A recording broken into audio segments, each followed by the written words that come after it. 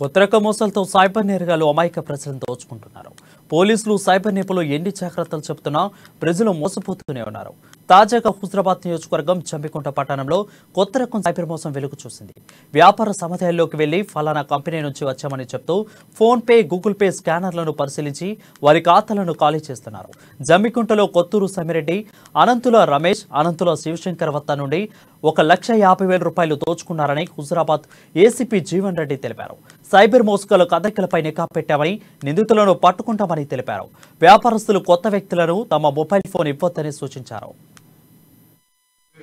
Company యజమానులు మన employees అని చెప్పి షాప్లకు కానీ ఇళ్ళకు కానీ ఎవరైనా వచ్చి మేము మీ క్యూఆర్ స్కానర్ అప్డేట్ చేసామంటే దయచేసి ఎవరు నమ్మకండి. కంపెనీ వాళ్ళు ఎవరు కూడా అట్లా అప్డేట్ చేయడానికి మన దగ్గర రారు. ఏదైనా డౌట్ ఉంటే మనమే ఆ కంపెనీకి వెళ్ళాలి, లేకపోతే మనం కన్సల్ట్ చేయాలి, కన్ఫర్మ్ చేసుకోవాలి. అంతేగాని మనము ఎవరినో నమ్మి వారి కంపెనీ ఎంప్లాయీస్ అనో కంపెనీ నుంచి వచ్చిందని చెప్పి వారిని నమ్మి వారి మాటలు విని మన ఫోన్లు వాళ్ళకి ఇస్తే మన ఫోన్లో ఉన్న డేటా మొత్తం వారు ట్రాన్స్ఫర్ చేసి మన బ్యాంకులో ఉన్న అకౌంట్ కూడా వాళ్ళు తస్కరించే అవకాశం ఉంటుంది. మన బ్యాంక్ అకౌంట్లో ఎంతోమందికి